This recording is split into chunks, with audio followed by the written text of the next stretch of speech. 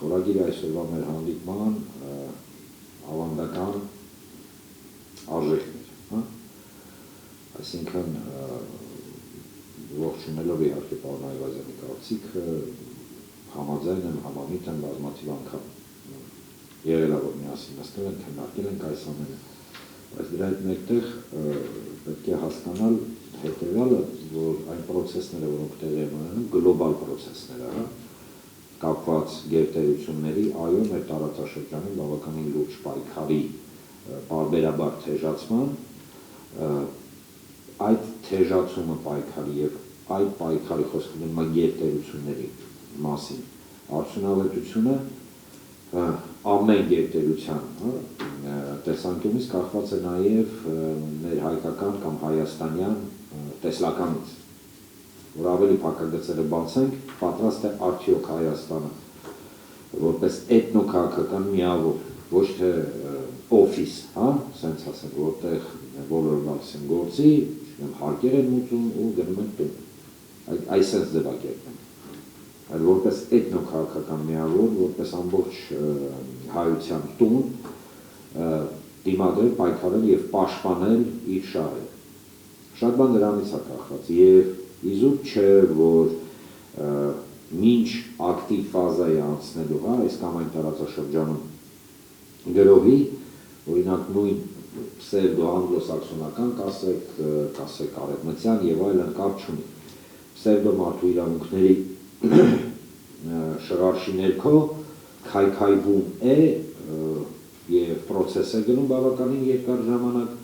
երբ որ օրինակ X տարածքի բնակչությունը ընդհանրապես կորցնում է իր ստիմուլը, ներքին ստիմուլը պայքարել իր հայրենիքի համար, որովհետև հայրենիքը ըստ էության վերածվում է համաձայն բոլոր այդ տեսլականների մի վայրի, որտեղ ընդհանրապես մարդիկ, չգիտեմ, փող են աշխատում, փառատոների են գնում եւ այլն, հարկեր են մուծում։ Ինչ է իրանից ներկայացնում ավանդական արժեքները։ Նկատել եք, որ բավականին երկար ժամանակահատվածում առհասարակ ավանդական արժեք արտահայտությունը միտումնավոր վարկաբեկվում է։ Այսինքն որոշ մարդկանց մոտ նամանավանդ երիտասարդության մեջ փորձում են սերմանել, որ ավանդական արժեքների կամ ազգային արժեքների ջատագովները իրենք հետադեմ, հետամնաց դեմքեր են և այլն և այլն։ Սա բավականին լուրջ պրոցես է և այդ պրոցեսը ունի շատ կարևոր, սա կարծում եմ պետք է անպայման ընդգծել, կիրառական նշանակություն։ Եվ այո, մինչև ժողովուրդը, մինչև մարդիկ ունեն ազգային տեսլական, ազգային պատկեր, որ իր մեջ ներառում է օրինակ հավատքի հետ կապված հարցերը, նույնիսկ կենցաղի մեջ կապված հարցերը, շատ հարցերի հավաքածուя, մինչև դա կա չի ստացվի ոչ մի պարագայում ծայրից ծայր դարձնել այդ պետության բնակչությունը կառավարելի բիոմասը։ Չի ստացվի, պարզապես չի ստացվի։ Այդ իսկ պատճառով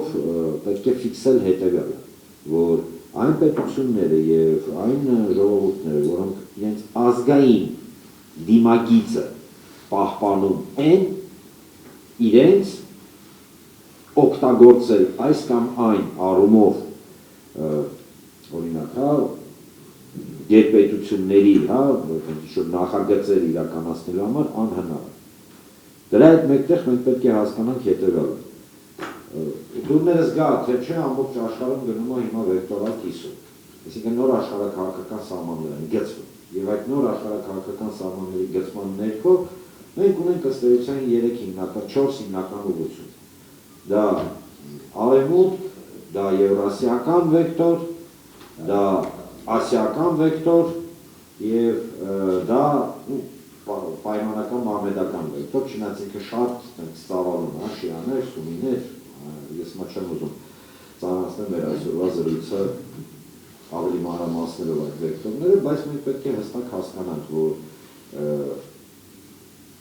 ամեն վեկտորի ինչ նպատակներ է, մեր տվյալ դեպքում եվրասիական վեկտոր ես կանվանում իրեն և արևմտյան վեկտոր, չնայած այնուամենայնիվ արևմտյան վեկտորը այսօր բավականին հետաքրքիր իմ կարծիքով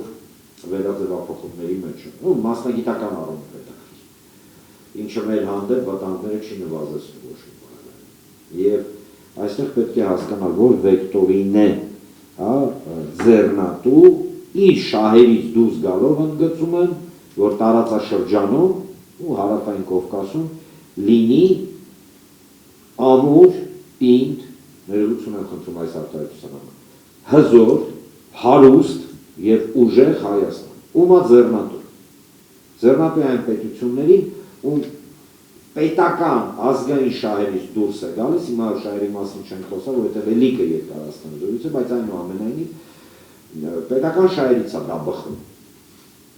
Ոչ թե տոտալ կախվածության մեջ ընկնել, ոչ թե չգիտեմ, վերաձևափոխել ազգային պատկերը անհասկանալի պլաստմասեյես կանվաների կամ ռետինան, ինչպես կցանկանաք, որ մի արհեստական գաղափարախոսությունների, ում ձեռնատու, որ Հայաստանը լինի հարուստ ազգային ուղղվածություն ունեցող, անկախ կրկնում եմ սուվերեն պետություն։ Եվրասիական վեկտորին հանձինս Ռուսաստան և Իրան, ու մեր տարածաշրջանում։ Այդ ցանկին կարելի է նաև վստահաբար միացնել Հնդկաստանի, բայց հաշվի առնելով, որ Հնդկաստանը բավականին լուրջ խնդիրներ ունի անգլոսաքսոնական ազդեցության ներքո, ապա ես սենց ասեմ, այո, միացնելով, բայց որոշակի վերապահումներ կունենամ։ Եվ այստեղ հարց է ծագում։ Եթե այդ երկու հիմնական վեկտորներին ձեռնատու է, իսկ այս մի վեկտորներին խոսքը գնում է արևմտյան և թուրք-ադրբեջանական, որովհետև չի կարելի տարանջատել թուրք-ադրբեջանական վեկտորը արևմտյան վեկտորից։ Ինքը ուղղությունով ինքն է, և այն մարդիկ, ովքեր այսօր աչքերը չռած լուրջ դեմքով ինչ-որ Եվրոպաներից են խոսում, իշեցնում դες պարզապես մի շատ հետաքրքիր արտահայտություն, որ Եվրոպայի ճանապարհը Հայաստանի թուրքական սպանդանոցով անցնում։ Եվ սա ուղղակի իմաստով, ինչ-որ սենց բաներ չի, էլի մտքի ինչ-որ վախեցնելու կամ գույների խտացման ինչ-որ բան չի, այո, թուրքական սպանդանոցով։ Իսկ թուրքական սպանդանոցի միակ մեզ ուղեկցելու, որում որ մենք կամովի, մեր կամքով գնանք դեպի թուրքական սպանդանոց, դա նա է, որ մեզ զրկեն 3 հիմնական բան։ Ա. Առաջինը հիշողություն, Բ. Հավատք և C. ազգային առաջնահերթություններ։ Եվ այդ պարագայում ազգը վերածվում է սկզբից ժողովրդի, հետո ժողովրդից վերածվում է բնակչության։ Սա է ընդհանրապես, այն ինչ մեզ հետ կատարվում է։ Այո, չի ստացվի մի քանի աթոռի վրա նստել, առհասարակ։ Ես հիմա չեմ վերածում սա իշխանություն, ընդդիմություն, բնավ, չնայած բոլորս շատ լավ հասկանում ենք ինչ է կատարվում։ Խնդիրը նրանում է, որ այո, բացի աշխարհաքաղաքական ընտրությունից, մենք այսօր բոլորս այն մարդիկ, ովքեր նայում են և կարծես թե կարծում են, որ իրանցից բան կախված չի, չէ, ձեզանից են կախված։ Հարգելի խոսքալիքով։ Այո, կախվածը թե մենք ուր ենք գնում, իսկ որոշումը մենք ուր ենք գնում, ինքը նաև բերելու է նրան, լինելու ենք մենք, թե ոչ։ Եվ այս ընտրությունը ինքը ըստ էության ամեն մարդու ներսի ընտրություն է։ Այո, ավանդական արժեքներ, այո, քրիստոնեական արժեքներ, այո, ազգային արժեքներ ունեն կիրառական նշանակություն և այդ արժեքների թուլացման պարագայում սա իմ կարծիքը չի, կարծում եմ ինտերնետի դառնա, յուրաքանչյուր մարդ կարող է մտնել և խոշորագույն իմիջայլոց արևմտյան վերլուծական կենտրոններին ծանոթանան, հիմա չասեմ, մենակ բանական, մտեք կարդաց են։ Ժորժագույն հետազոտությունները ցույց են տալիս, որ եթե զրկվում ես այդ 3 հիմնական կոմպոնենտից, խոսքը գնում է Հայաստանի մասին, ապա Հայաստանի գոյությունը ֆիզիկական, մեղմ ասած, մեծ հարցականի տակ է ընկնում, քանզի չի կարող նվազագույնը, բացի գլոբալ հարցերից, եթե խոսքը գնում է Թուրքիա-Ադրբեջանի մասին, չի կարող դահիճը և զոհը իրար հետ համակեցության որոշակի բաներ ձևավորել, օրինակ կանոններ տարածաշրջանում, իսկ այն ինչ մեզ առաջարկում են, այսինքն հետ կանգնել մեր ազգային պետական ավանդական արժեքներից, դա ըստ էության հետևյալն է, որ մեզ դարձնեն երջանիկ, տարօրինակ է հնչում, բայց այնուամենայնիվ երջանիկ զոհ, որը մոռանալով ով է ինքը, սուս կգնա դեպի թուրքական սպանդանոց, վերջում էլ դեռ սպասում դեկաները չստացվեց, օրինակ, իսկն բավականին խորհրդային հարց է եւ այդ հարցի այո պատասխանը եւ հարցի լուծումը հենց ձերն է, հարգելի հեռուստադիտողներ, այլ մարդիկ ովքեր մեզ նայում։ Եվս մեկ անգամ թույլ տվեք շնորհակալություն հայտնել այս չափազանց կարևոր քննարկման համար։ Կարծում եմ քննարկումը եւ այս կարգի ֆորմատը ինքը իհարկե կբերի բավականին լուրջ հանրային ընկալման մեջ հետևանքների փոփոխության։ Շնորհակալություն։